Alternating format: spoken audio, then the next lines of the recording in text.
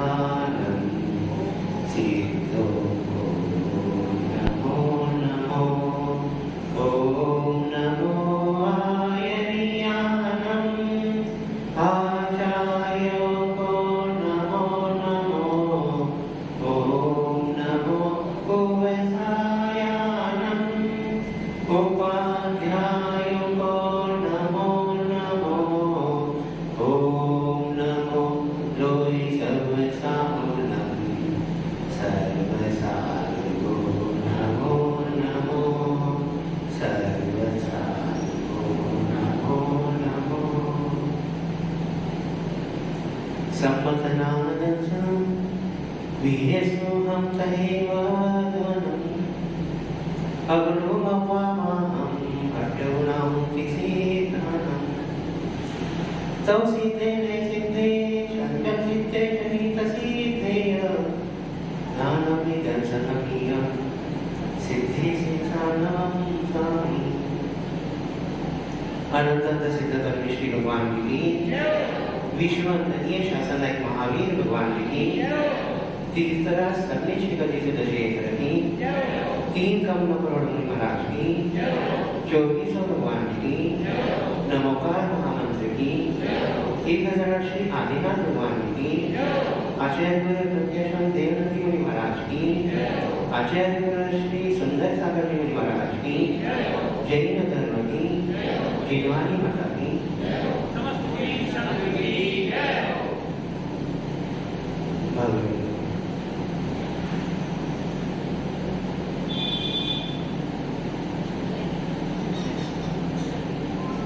सुख की खोज में हर एक जीव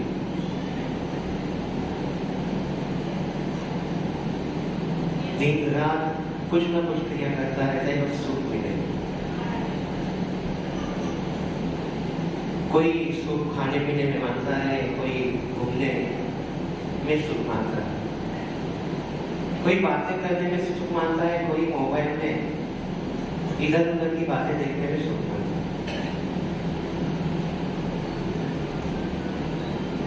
जो उसको आनंद उत्पन्न कराते हैं, जो उसको लगता है कि यहाँ शांति मिल रही है, उस क्रिया में वो लगा रहता है। लेकिन एक ध्यान में रखिए कि हम जो इसकी क्रिया को कर रहे हैं वर्तमान में, सुख तो हम 24 घंटा चाहते हैं, 24 घंटा नहीं, अनंत काल तक बना रहे हम चाहते हैं। लेकिन वर्तमान में जो हम जिस क्रिया में सुख मानते हैं, वो क्रिया हम क्या अनंत काल तक कर सकते हैं? चलो घूमिए, फिरिए, खाइए, पिए। अगर आपको खाने पीने में आनंद आता हो तो 24 घंटे खाइए। आपको ठंडा अच्छा लगता है, कूलर अच्छा लगता है, तो 24 घंटे कूलर में बैठ सकते हैं। कोशिश कीजिए। लेकिन इसका मतलब है कि अगर ये हम इसको में आनंद मान रहे हो, अगर 24 घंटे नहीं करते तो फिर वास्तविक सुख नहीं है, फिर ये सुखाभास है। आभास है कि ये सुख है, लेकिन वास्तविक सुख नहीं है। फिर वास्तविक सुख किसमें मिलेगा? जो वर्तमान में क्रिया कर रहे हैं, वास्तविक इसमें कुछ न कुछ पाप के अंश है। ये वर्तमान में हमें अगर मिल रहे हैं, हमें इससे सुख मिल रहे हैं, ये कुछ न कुछ पाप के अंश है, जो पाप भविष्य में हमें मान लिए दुख का कारण बने। आत्मानुशासन में गुणवंत स्वामी जी कहते हैं कि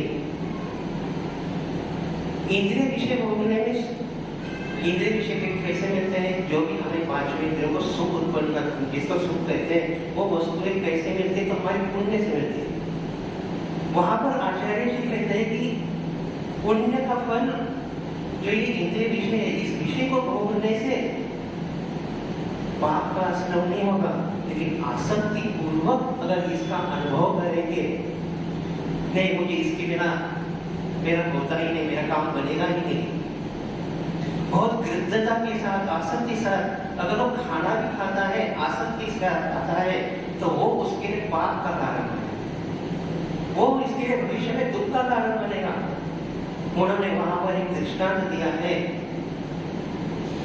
कि कोई अगर मिष्ठान्न खाता है तो सिर्फ मिष्ठान्न खाने से अधीरता नहीं होता, अजीर्ण जानते ना,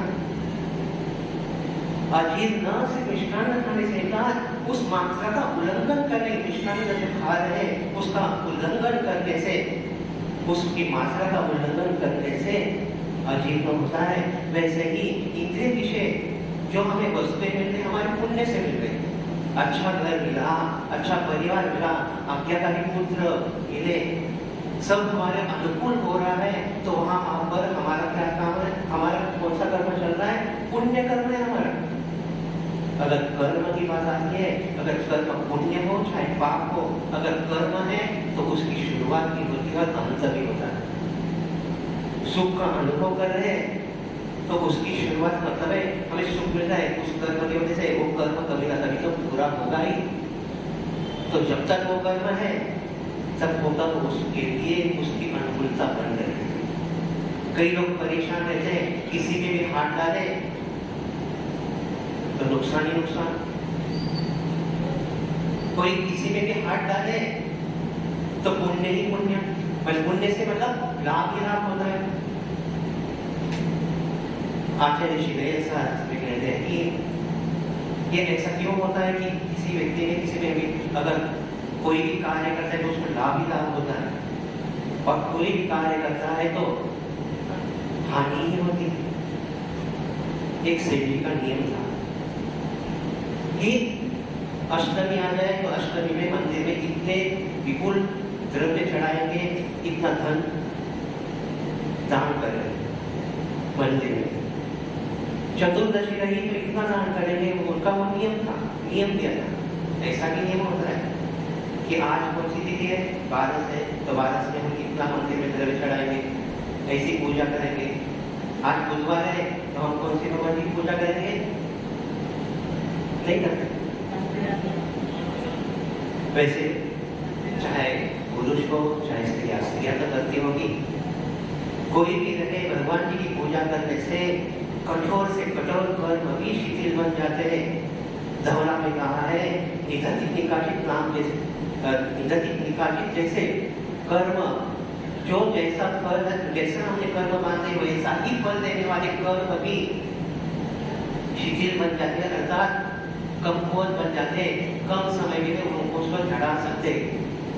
सिर्फ भगवान की पूजा भक्ति का फल है। तो सेठ जी का नियम था कि हम भगवान को तिथि के अनुसार दान देंगे। उनको व्यापार के निमित्त कहीं जाना था तो उन्होंने अपने मित्र के लिखा, देखो ये हम कुछ महीनों के लिए जा रहे, इतना द्रव्य है, अष्टमी आई तो इतना द्रव्य चढ़ा देना, चतुर्दशी आई तो इतना द्रव्य मंदिर में चढ़ा देना। वो सेठ जी तो उसको द्रव्य देके चले गए। उस सेठ जी के मित्र ने क्या किया, शाम को सोचा अरे अष्टमी आने में टाइम है, अभी तो चतुर्दशी कल ही निकल गई, अब हम क्या करेंगे, यहाँ पर जुआ चलता है, हम थोड़ा जुआ में थोड़ा धन डालेंगे, लाभ मिलेगा, और जो है सेठ जी दिया है वो द्रव्य तो हम चढ़ा देंगे। वो जाके जुआ खेलने के लिए उसने थोड़ा द्रव्य उसमें से लगा लिया, और वो क्या हुआ, हार गया। अब वो हारा हुआ द्रव्य निकालने के लिए दूसरी बार जुआ खेलने लगा। जितनी बार उसने जुआ खेला वो सब द्रव्य हट गया। आखिरी तक उसने यही सोचा कि अभी तो जो आखिरी थोड़ा द्रव्य बचा है इससे तो पूरा द्रव्य आएगा ही। जो थोड़ा बचा था उसने वो भी लगा दिया, और हुआ क्या, वो भी हार गया, सब चला गया। ये कौन सा द्रव्य उसने अपहरण किया, जिनेंद्र भगवान के निमित्त से, जो पूजा के निमित्त से, जो मंदिर के निमित्त से जो दान करा गया है, वो द्रव्य उसने अपने लिए भोग में लाया। अब सोचिए, जो एक बार हमारे मुख से निकल गया कि हमने 11,000 रुपए इस क्रिया के लिए, शांति धारा के लिए कही है, हमने इस मंदिर बनवाने के लिए कही है, हमने संत निवास बनाने के लिए हमने ये द्रव्य दे दिया है, हमने इसके लिए द्रव्य दिया। धर्म क्षेत्र का कोई भी क्षेत्र हो, अगर उसमें हमने अपने बोल दिया हो, तब अभी घर में अगर वो द्रव्य है वो उसका और हमारा अधिकार नहीं है, वो वास्तविक द्रव्य कहलाया, पूजा का द्रव्य, मंदिर का द्रव्य।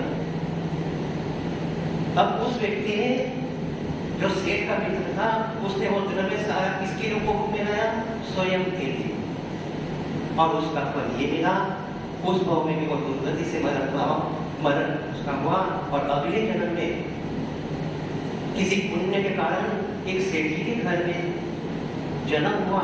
मतलब गर्भ में आया था, तो जैसे ही गर्भ में आया तो उसके घर का मतलब उस सेठ का सारा धन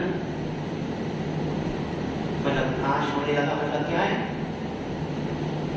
कहीं ना कहीं चले जाने लगा, नुकसान होने लगा उस सेठ को। सेठ जी का मरण हुआ।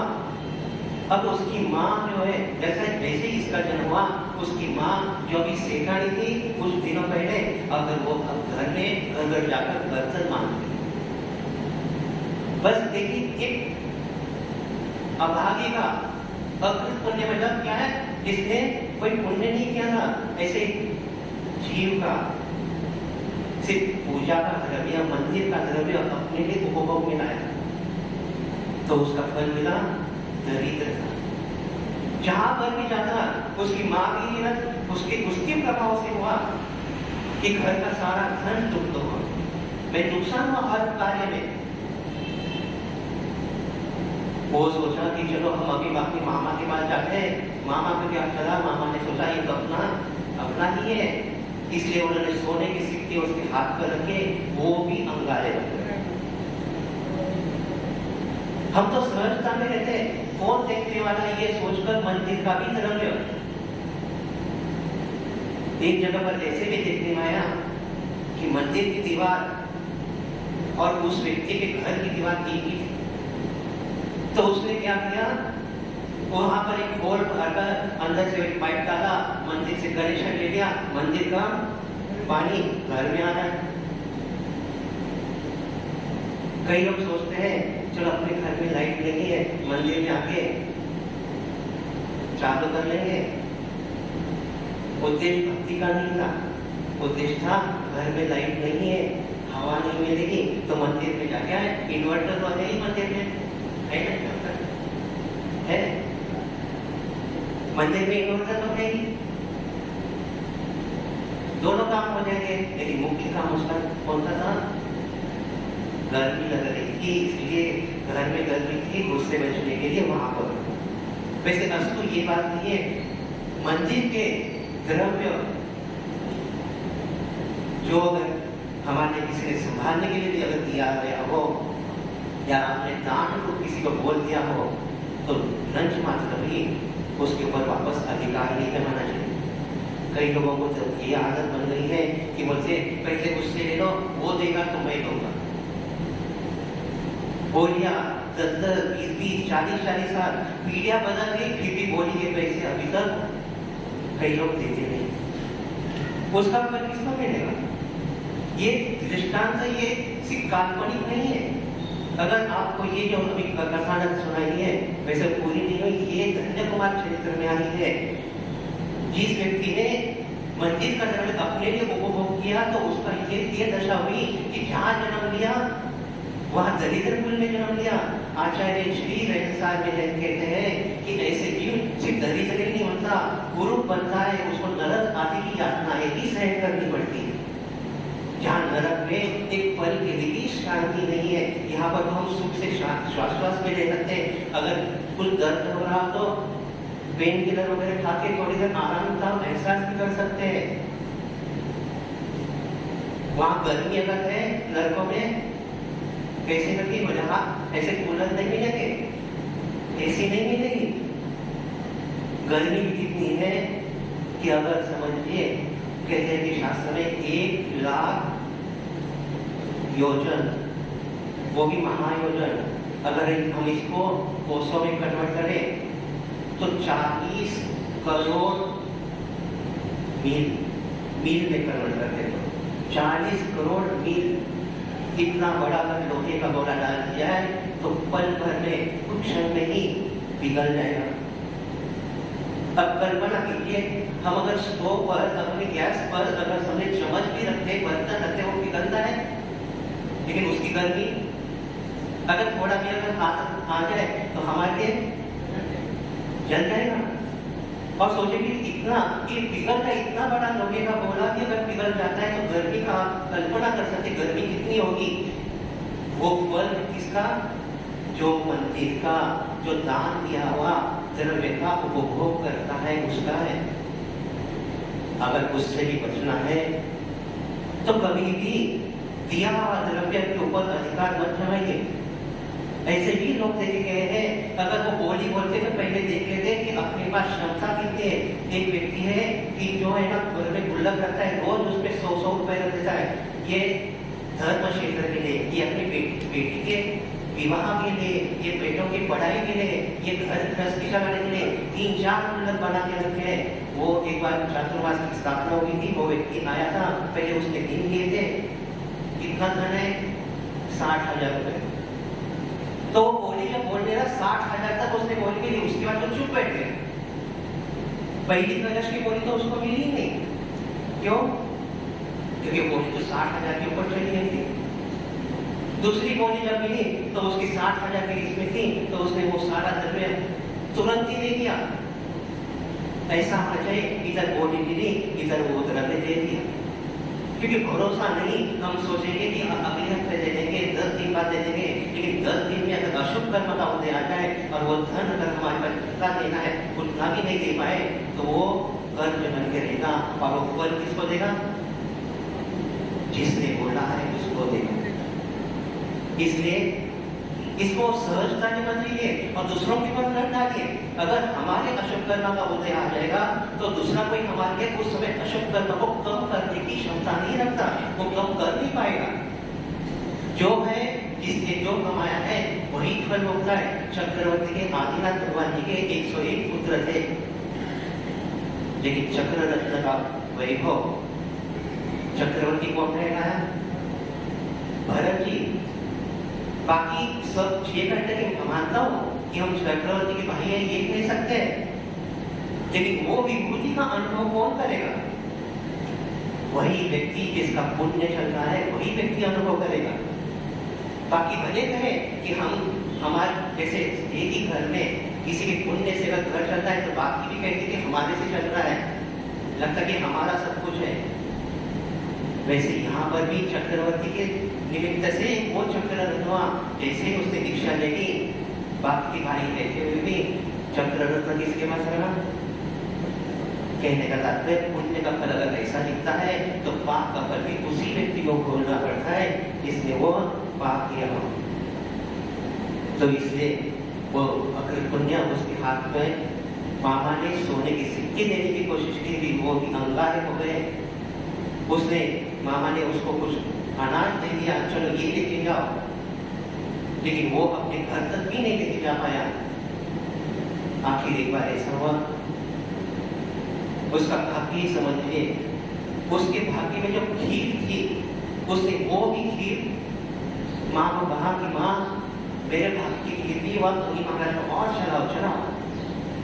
और बस एक अनुमोदना से उसने वो पुण्य कमा लिया जो उस पूर्व पाप को भी नाश करने के लिए कारण। धर्म के निमित्त से पुण्य भी हो सकता है, पाप भी हो सकता है। पापों से बचिए।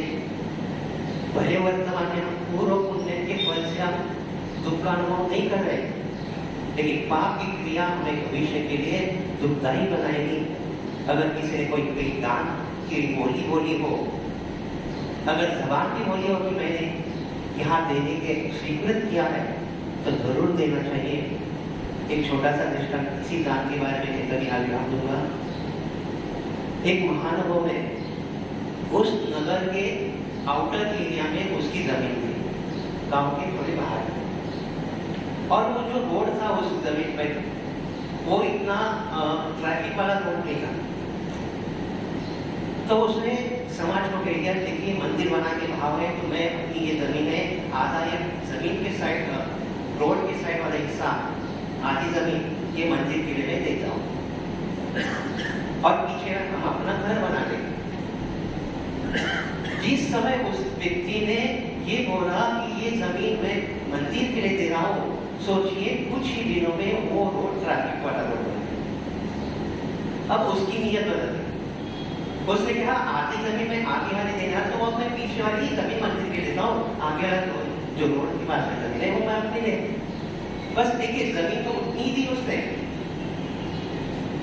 इतनी जितनी कही थी उतनी जमीन थी, लेकिन जगह बदल गई थी। अब उसके बाद कैसे नियत क्या बदल गई? रोड ट्रैफिक पर रोड है, रोड के पास रहेगा कितना अच्छा रहेगा, मंदिर की जगह लोग पीछे भी जाएंगे, कोई बात नहीं। ये उसने मंदिर के लिए मंदिर लोगों ने कहा चलो कोई बात नहीं, आगे क्या पीछे का उतनी जगह है, मंदिर बना दिया। उसने भी बहुत आलीशान मकान बना दिया, महल जैसा। और वो वैसे ही रहने के लिए आया, कोई ना कोई बीमार घर में बैठेगा, कोई ना कोई बीमार हमेशा। उसने सोचा लगता है ये जमीन ठीक नहीं है, हम दूसरी जगह पहले पुराने घर में रहेंगे। वो उस वहां रहने लगा। उस घर में उसने किराए पर थे, जो भी आता उस घर में, मतलब वो वीरान ही पड़ा रहना, उसके मुंह में आए ना मंदिर के लिए वो दे पाया। और अलग से बात मिला, पर जैसा कहा है अगर वैसा किया जाए तो हम कहते हैं वास्तविक वो अच्छे से पुण्य कमा लेगा। और कोई भी मंदिर के निमित्त से दिया गया द्रव्य अधिक समय तक अपने पास बस रखिए, तुरंत ही देकर फ्री हो जाइए। अगर कभी संभालने का अवसर आ जाए, कोषाध्यक्ष जैसे बन गई या कुछ हो, संभाल लीजिए, वो तो पुण्य कमाएगा, वह पुण्य के लिए कारक बनेगा, लेकिन उससे रंज मात्र मिली अपने स्वयं के लिए, अपने परिवार के लिए, उसका वो मत कीजिए। दान की महिमा अचिंत्य है। श्रावकों में श्रावकों के दान किया जाता है, तो दान रोज किया करें, जितनी क्षमता हो उतना कीजिए, देखा देखी कभी मत कीजिए। इतना ही कहूँगा और यहाँ पर विराम दूंगा। महावीर भगवान की